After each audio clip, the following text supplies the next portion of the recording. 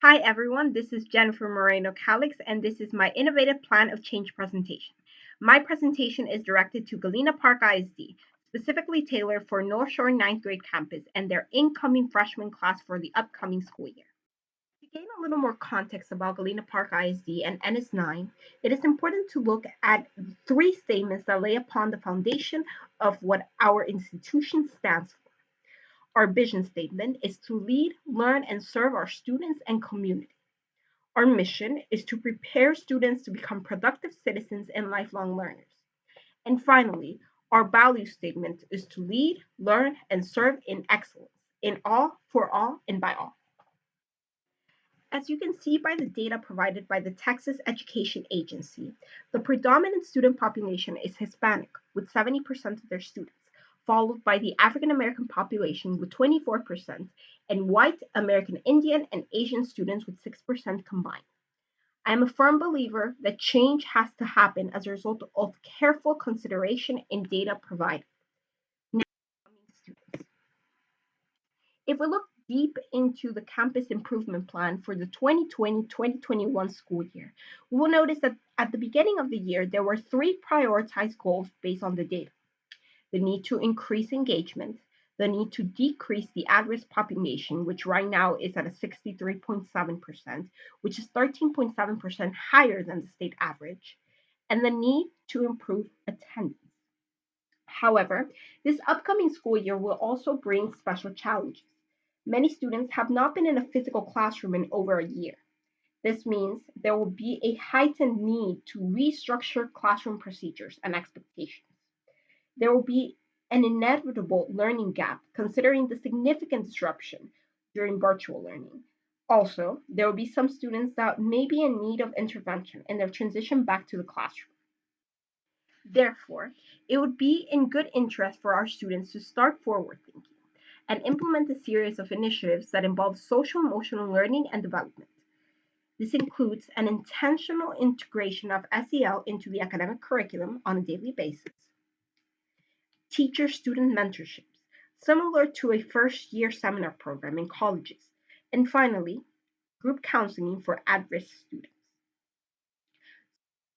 According to the developmental theory, our students, who typically are about 14 to 15-year-olds, are supposed to be in the identity versus role confusion stage, according to Erikson's theory.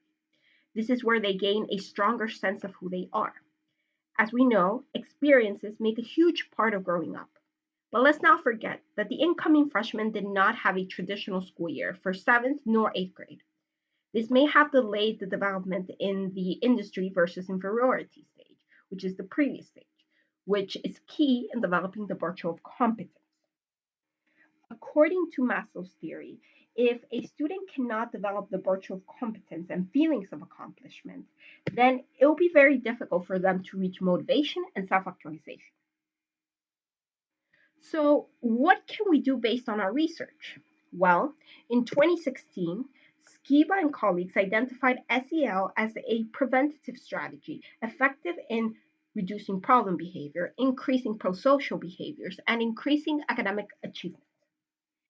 In 2011, Jessup Anger concluded that first year seminars increased motivation and retention rates in first year college students. Our students are entering their first year in high school, and perhaps this can give them a sense of belonging and motivation to continue their education. In addition, the U.S. Department of Education encourages schools to implement preventative strategies in classroom settings. Let's get one fact straight.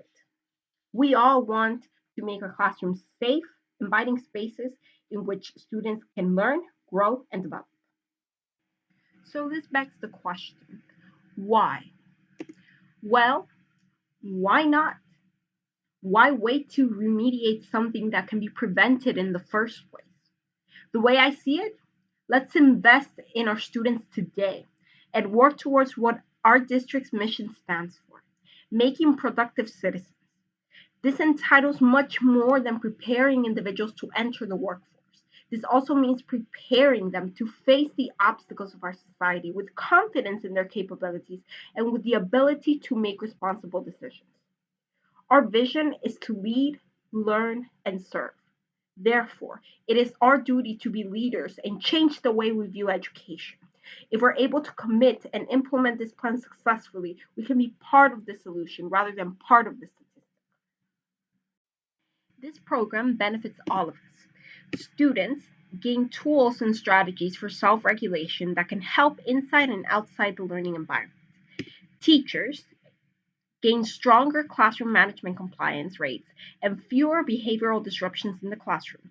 And finally, administrators gain a more inclusive school environment that fosters a respectful and collaborative learning setting.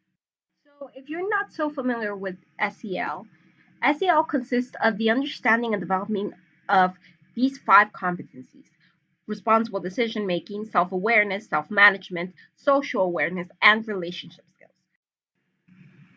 The plan will consist of three parts: academic, counseling, and community. Academic specialists, campus lead counselors, and administrators will be the leaders in their corresponding areas. Among the knowledge and skills available, we have weekly planning schedules, access to address data, and mass communication abilities, just to name a few. In addition, I have included some resources that can help individuals get started with the implementation of this plan. This is a year-long initiative, and we will plan, implement, and adjust in an ongoing process. There are some tangible things that we can do to reward those who are going above and beyond implementing this change. This includes privileged parking spots, lunch, gift cards, extended lunch, and compensation time. Students will also be receiving incentives. We need all hands on deck, guys. That's why participation from all of you is expected. As you know, communication is key in making this plan work. I think that there has to be an open, transparent communication with parents, students, and the community. In addition to communicating the plan via our social media accounts, we can send emails to parents and discuss it in PTA meetings. Counselors, as mental health experts on campus, can reach out individually to parents of at risk students to participate in small group counseling. Because the predominant student population is Hispanic, it will be beneficial to include all communications in Spanish in addition to English to help parents who may not speak the language understand what we're trying to do. The idea is to communicate transparently with all stakeholders in order to be able to have everyone's participation. So, how will this change look like? Well, everybody will be participating. Students will be participating in different SEL activities every day. Staff members will conference with students every 6 weeks. Teachers will be infusing SEL activities into their curriculums. Counselors will be working with small groups of at-risk students. And finally, administrators will be actively involved in the monitoring progress of our campus as a whole. So, no change comes without challenges, but we're problem solvers and we can start thinking about our expected challenges and expected solutions.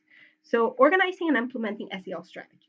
Well, we can decide on working on SEL themes as a campus or assign difference according to different academic departments. Also, getting parents' approval for small group counseling. It is important to emphasize that the counseling services are not therapy and are used as a reinforcement to support student academic success.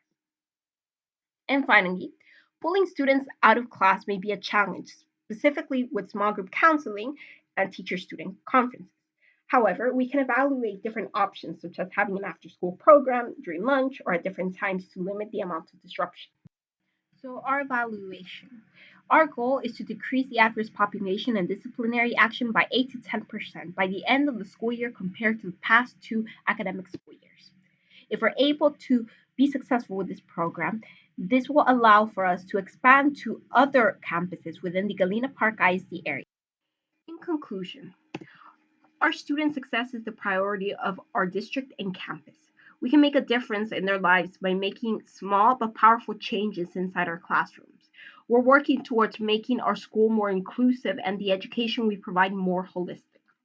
As Marian Wright Edelman once said, education is improving the lives of others and leaving your community and world better than you found it. Let's do this, one step at a time. Thank you.